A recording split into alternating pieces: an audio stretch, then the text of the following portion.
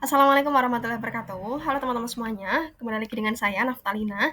Di kesempatan kali ini, kita akan bahas tentang, ini ya, prosedur pembuatan laporan studi kasus PPG Prajabatan tahun 2023.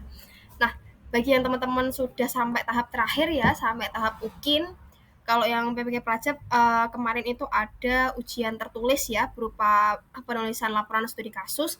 Jadi barangkali teman-teman belum tahu gimana format laporannya, kemudian isinya apa aja di dalamnya gitu ya. Stay tune aja ya. Di sini kita akan bahas kupas tuntas, oke? Nah, sebenarnya laporan studi kasus itu apa sih teman-teman ya?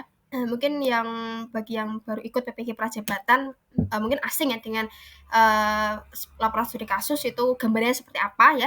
Jadi laporan studi kasus itu merupakan komponen dari uji tertulis ya. Jadi laporan studi kasus dirancang untuk menilai pengetahuan, kemampuan, pemecahan masalah, dan kreativitas mahasiswa PPG Prajabatan dalam merencanakan dan melakukan pembelajaran di kelas ya, melalui deskripsi, analisa, dan penyelesaian masalah pada kasus-kasus yang ditemukan selama praktik pembelajaran. Nah, cakupan untuk studi kasus itu apa aja sih ya ini? Jadi di dalamnya itu terkait dengan mendesain pembelajaran yang saling berkesinambungan, kemudian menggunakan pendekatan yang pernah diajarkan selama perkuliahan ya, terkait dengan ada modul ajar, pedagogi, terus kemudian teknologi yang digunakan ya, kemudian tujuannya adalah di sini teman-teman ya untuk memberikan solusi inovatif atau mendukung kebutuhan belajar peserta didik. Selain itu juga di sini mahasiswa dituntut untuk bisa melakukan evaluasi dalam pembelajaran. Nah, itu cakupan untuk studi kasusnya.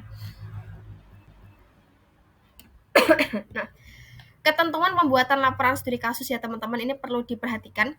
Jadi laporan ditulis itu berdasarkan kasus pilihan teman-teman yang ditemukan selama praktek pembelajaran PPL 2 ya. Nah, berdasarkan ini teman-teman ya, pengalaman sendiri ya. Jadi bukan disalin dari pengalaman orang lain ataupun jurnal orang lain kayak gitu. Nah, ini juga laporan studi kasus itu terdiri dari 4 bagian dengan ketentuan sebagai berikut ya. Di sini nanti akan saya jelaskan. Jadi untuk aturan yang pertama, ini adalah terkait dengan deskripsi studi kasus ya. Ini ada 100 sampai 150 kata. Jadi mahasiswa itu menuliskan kasus yang pernah dialami dalam merancang pembelajaran terstruktur yang berkesinambungan ya, dengan memadukan materi, kemudian pedagogik dan teknologi melalui pendekatan yang relevan yang menghasilkan nilai terukur untuk kepentingan pembelajaran sesuai dengan karakteristik siswa.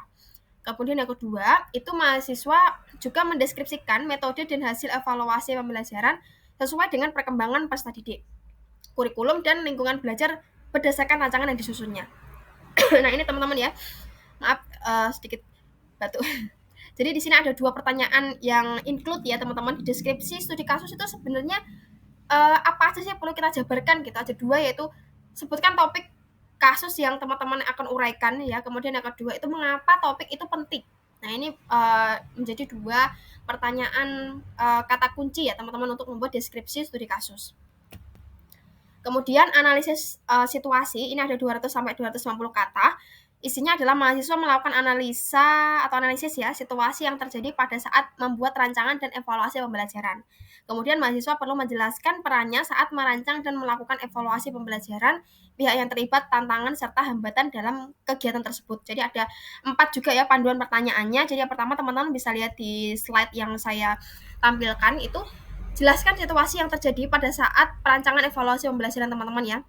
Kemudian peran teman-teman itu apa, kemudian siapa aja yang terlibat dalam perancangan, dan yang terakhir itu teman-teman bisa jelaskan tantangan dan hambatan apa yang teman-teman alami ya ketika melakukan perancangan ataupun melakukan evaluasi pembelajaran terkait dengan masalah atau pada topik tersebut.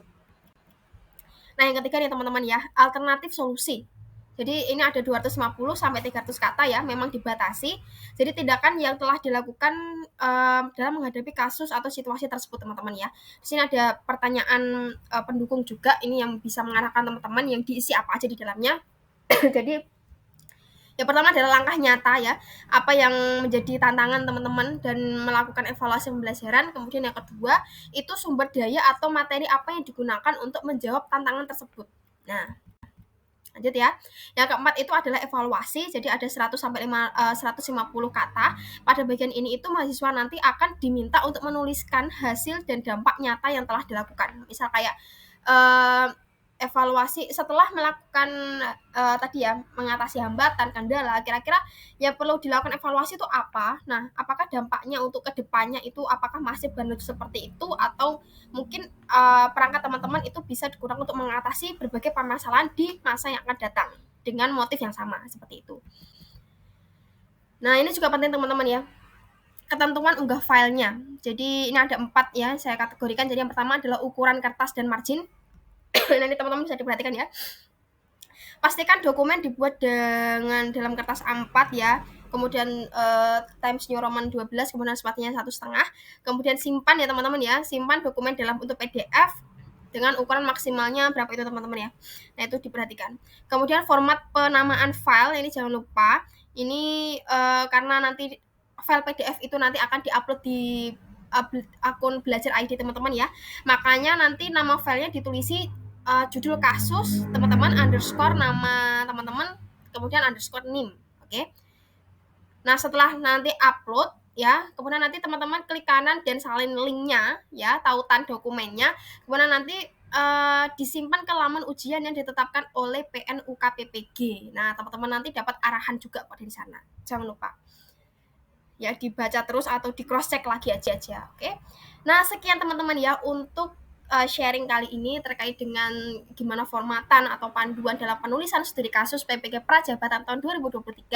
Semangat terus bagi para pejuang PPG ya. Jangan lupa teman-teman ketika mampir di sini untuk like, comment, dan subscribe ya. Jangan lupa untuk klik lonceng notifikasinya agar teman-teman tidak ketinggalan terhadap video terupdate dari Nafta. Oke, teman-teman, stay tune terus. Oke, gitu aja ding ya. Yuk, terima kasih teman-teman ya. Semangat terus. Wassalamualaikum warahmatullahi wabarakatuh. See you in the next video. Oke?